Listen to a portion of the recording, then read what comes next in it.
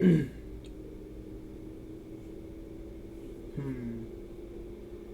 am I gonna say about this episode?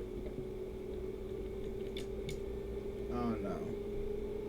Things are a little unhinged. Phone's on 26%. Just seeing what I can do.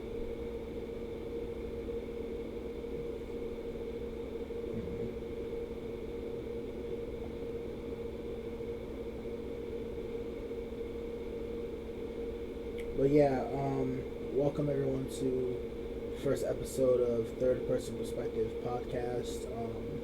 I'm Elish, your person here, and I just decided, to get a computer for the first time, but many things, many things. Don't have a lot of time, but I do have some time to spare.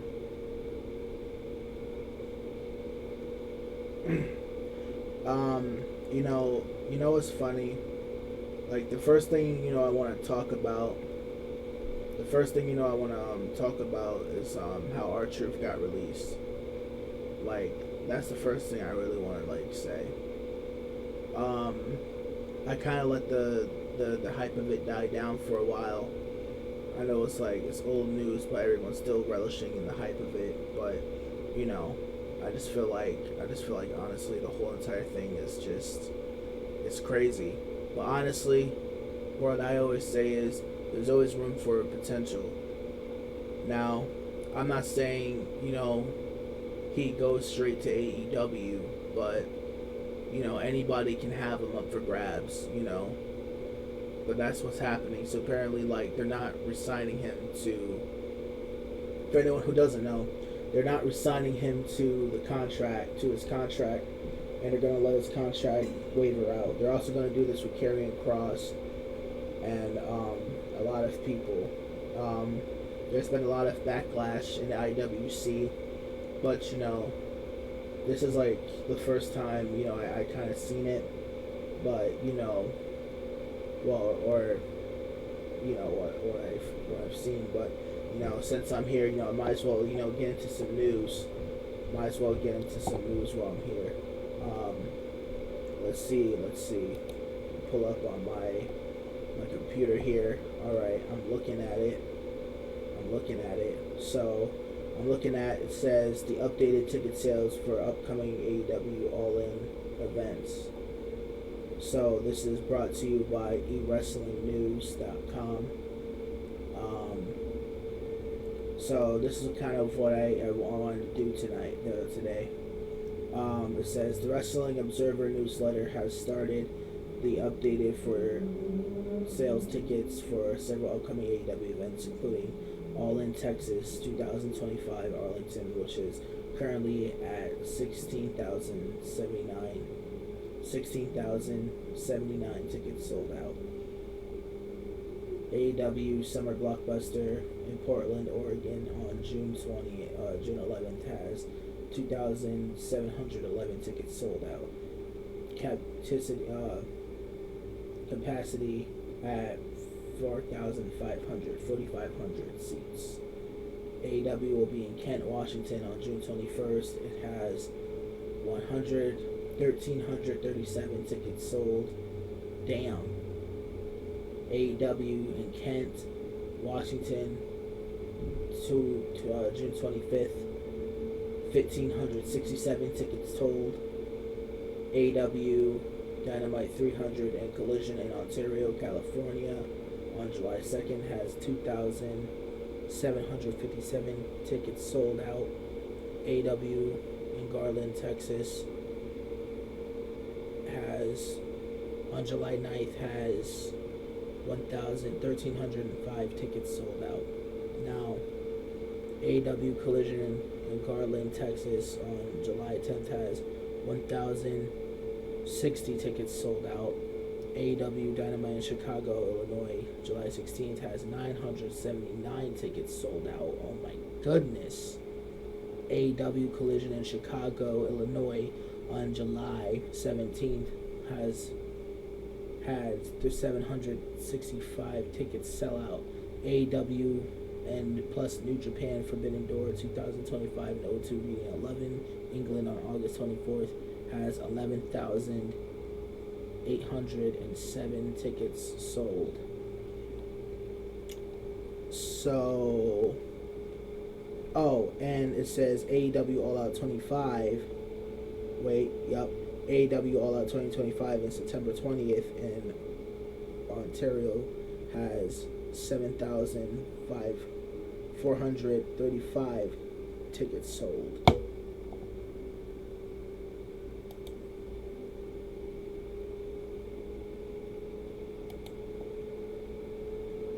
So, yeah,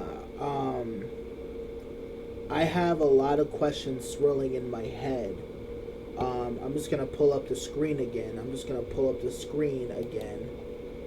And yeah, just let me see what this says. So, these are very, very low ticket sales. I'm looking at everything, right? AEW Summer Blockbuster next week in June 11th has 2,711 tickets sold. Capacity at 4,500. Okay, this is what I really want to hit home, right? I'm not going to get on AEW for attendance, just like how WWE has the same problem with attendance, but I'm not going to lie to you. This is looking sad. Usually I don't crack on AEW, and I'm not really trying to crack down on them for having trash, just trash attendance. But that's not what I'm really here about. I'm just looking at these numbers, and I'm just like, do you think AEW should really try and tell a story in the ways of the storytelling? Because these numbers are just showing me that nobody's interested. Now, if they have now it says, right, AEW Blockbuster in Portland, right? It has 2,711 tickets sold out currently, and capacity is at 4,500. Okay, my question, right? That's as of this week, right? We don't know what's going into next week, but this just really just goes back to two things that I'm just gonna really say, right? These go back to two things I'm going to really say. Actually, today, this is going to be a video. This is going to be a video about what I need to address. So, the first thing AEW needs to get down is time management. Forget about storytelling for a minute. Forget about producing great stories. Because they're not in the position to even submit good storylines. Not saying that everything that they're doing is trash, but Will Ospreay, Swerve, all that, those are good. Those are really good. But those are not what I'm here to do. That's not reality. Honestly, that whole thing, that's not reality. Because when I look at the stats, right? When I look at these stats, and I'm looking at AEW, right? And All In currently has 16,000 sold out, over 16,000 sold out. I'm not worried about July 12th. I am worried, though, that 2,000, basically half the arena. And here's my point. And I'm not just mad at this show, but this is consistent. Kent Washington, June 21st, 1,300, 1,500 for June 25th. Dynamite 300, 2,000, 2,700, 57. And Dynamite in Garland, Texas, July 9th, 1,003. 1,000, 1,300. These are all consistent, and my point is I'm trying to drive home is, are you guys really happy with this? Are you guys happy? Like honestly, Tony Khan. Tony Khan can really look at himself. Like seriously, Tony Khan can seriously look at himself in the face and say, "Damn, are we really gonna just take this shit? This shit like is not just about the numbers. This is about time management." And here's another.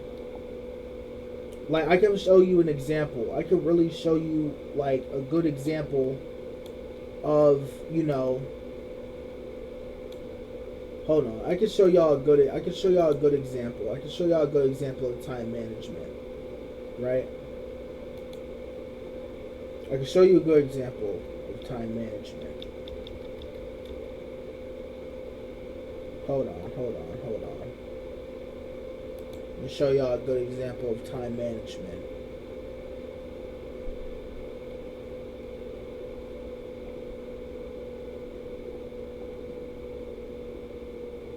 I'm trying to find it here.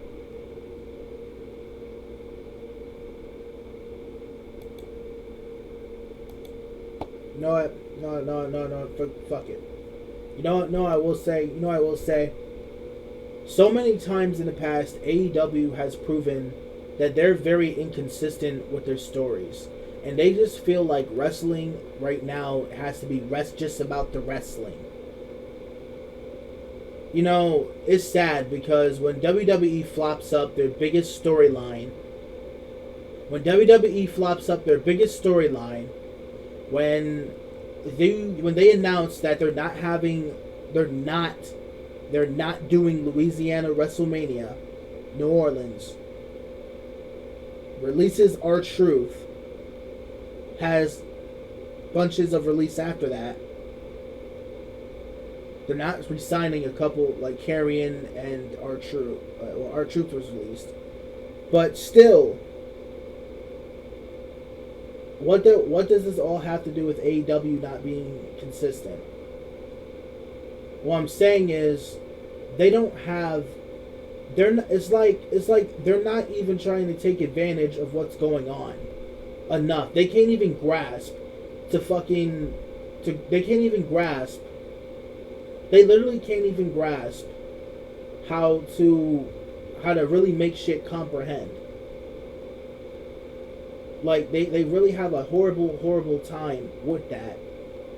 Like, again, like, not about just the storytelling, but like the matches are too long. Like, another thing, time management. Like, another thing, how about shortening your matches? AEW? Start there. How about, you know what y'all really need to do? No, you know what y'all really need to do? Here's a prime example of it. Here's a prime example of time management. Take your show and cut down matches and give the first bout about 5 to 10 minutes. You only have 2 hours to work with. So instead of just doing 20-minute banger matches, how about you use your time? You actually cohesively use your time very thoroughly and very wisely and craft moments together that's going to blend instead of just doing 20-minute banger matches. Why can't it just, why does it have to be just a banger match? Why can't it just be, oh wait. Why can't it just be, I don't know, the match happens, it's a great match, but then another thing happens. Like, everything in AEW is very basic. It's so basic. And yeah, they should say, and they're like, basic is good. No, basic is not good. Basic is not good. Like, if we're being honest, basic is not good.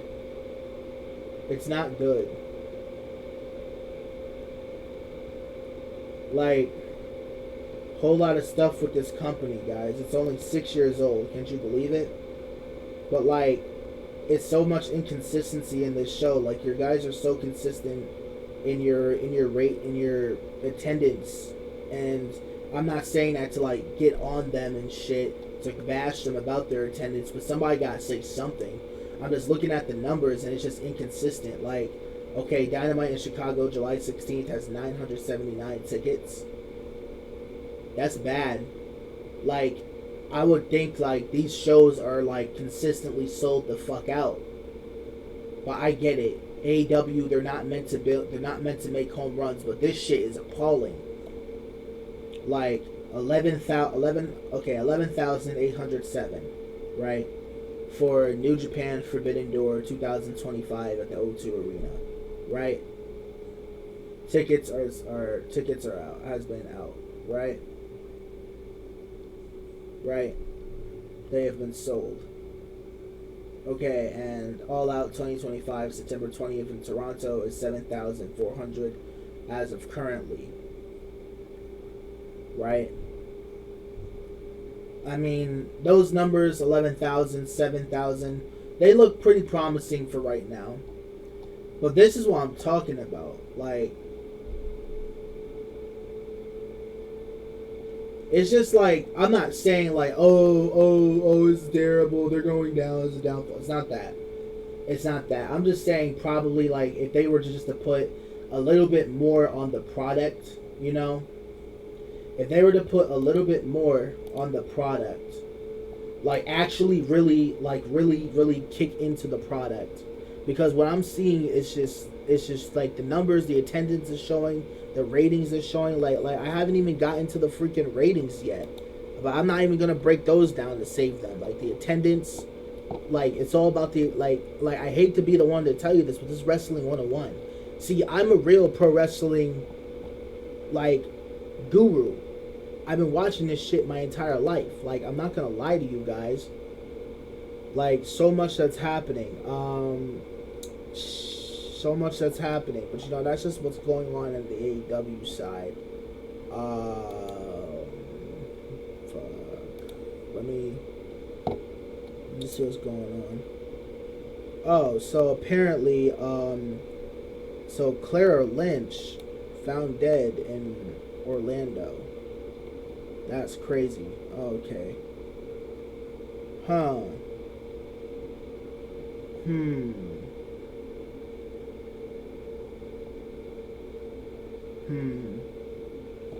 So before I get into this topic,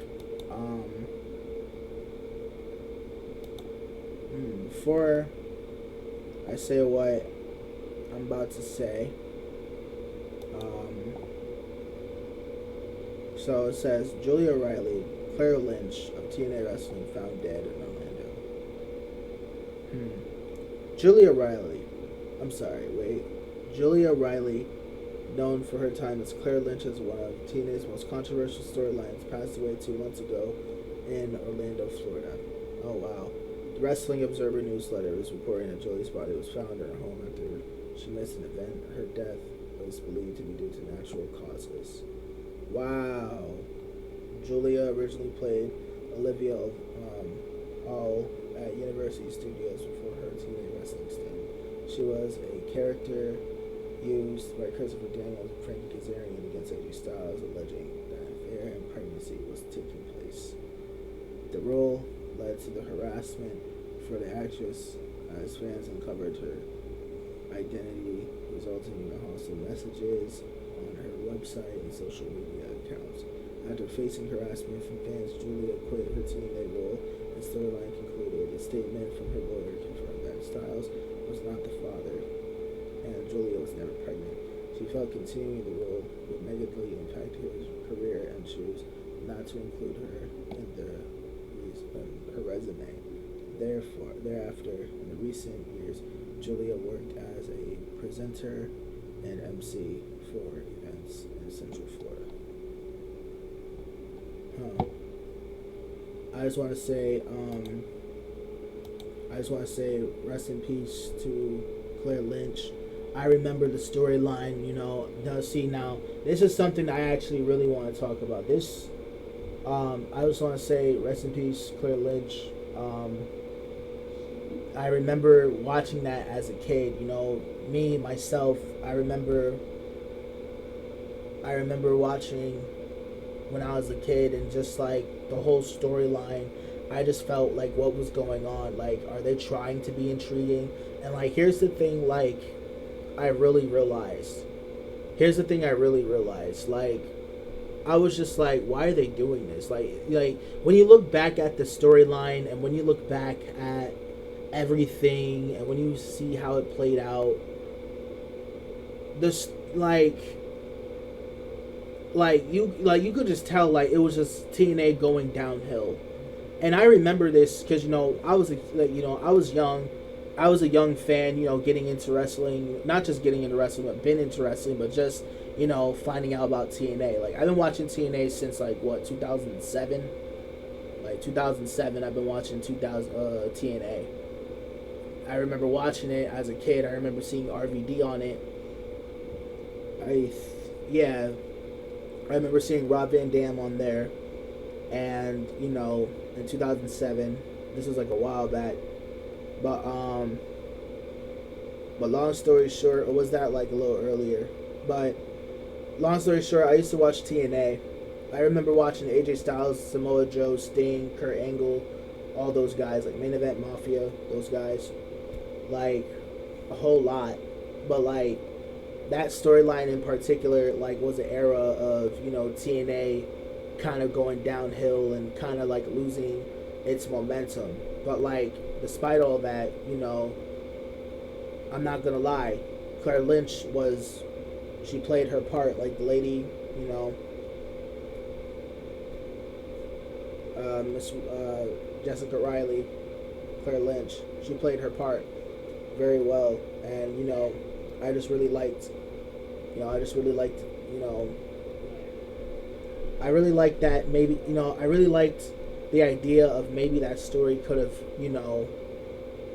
I like the idea of maybe that story could have, went on a little bit, but if I'm being honest, like, TNA just messed it up. Because, like, when I was looking at it, I just wanted it to have more, like, detail. I wanted the story really to have more detail and dialogue, and I wanted them to really make it, like, something just that will, like, grab you by the balls. Because TNA, like, they had a lot of mishaps during this timeline, during this storyline.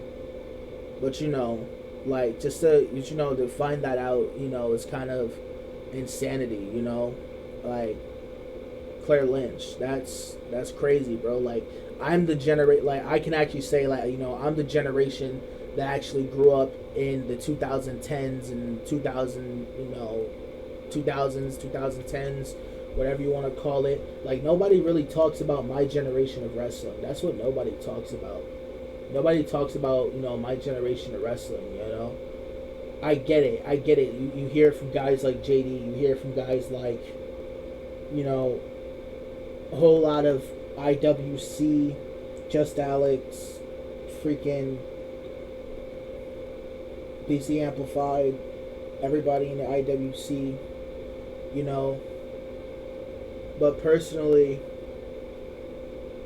like, my generation of wrestling honestly was slept on.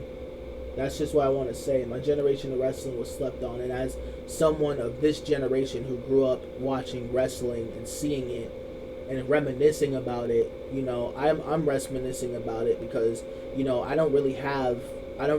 can't really recall the Attitude Era. I can recall the Bullet Club era. I can recall the McMahon's just tirade. I can talk about that for hours. I could talk about many times when I was watching WCW as a kid. When I was watching the reruns when I was a little kid, I would literally get the WWE Classics, and I would like watch it. I would literally watch it on there. But yeah, that's just what I wanted to say. But like, this is like the first episode of third person perspective. I'm just gonna be on here, doing me. But yeah,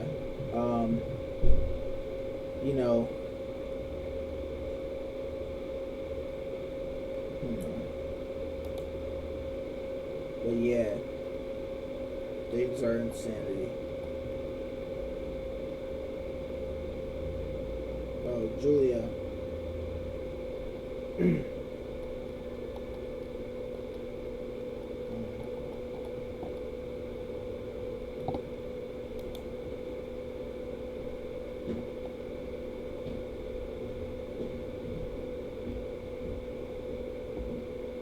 getting on the news, guys. Just reporting the news, seeing what's happening. Says, other news story, Natalya wants to team with Maxine Dupree at Evolution 2 Crisis Angel Talks, WWE.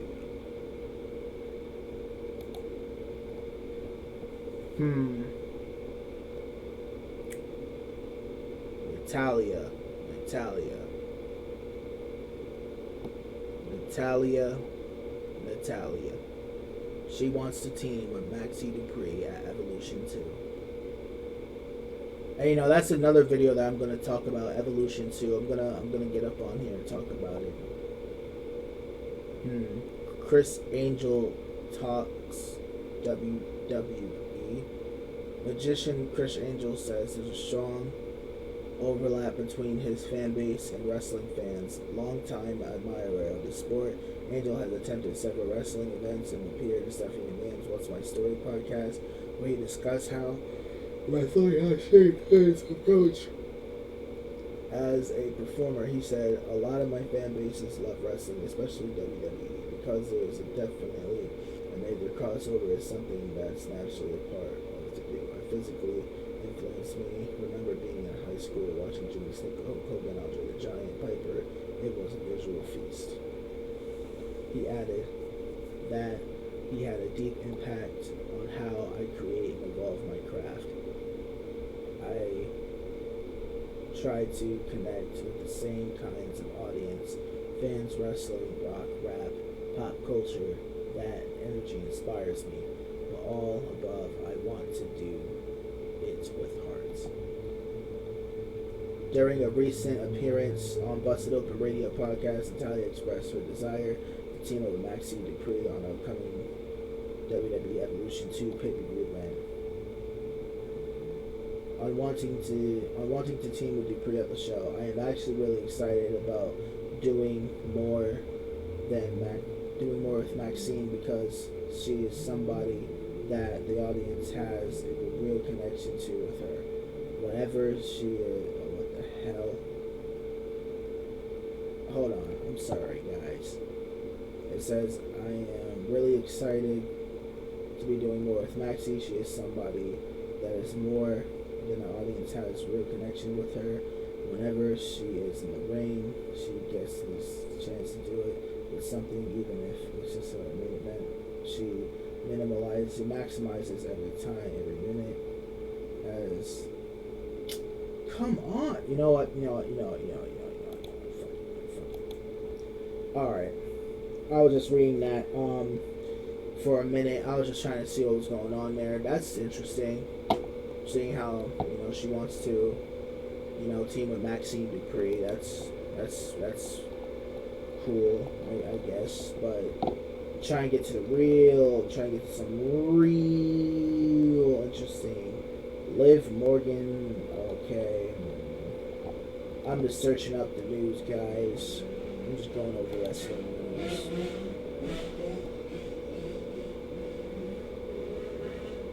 Okay, Shotzi comments on this week. Not really much to go off of.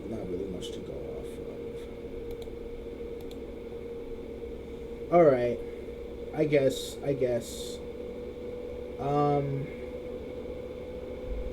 the last thing I'll say about everything I'm going about here tonight is shit. All I want to say is, AEW, as far as them trying to do something, as far as them trying to do anything, I think it's probably long sailed. Not saying that they can't recover, but I just feel like at this point, I don't know.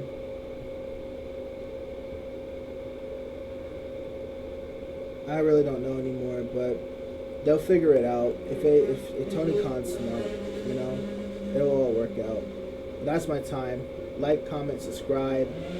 See you guys in the next one.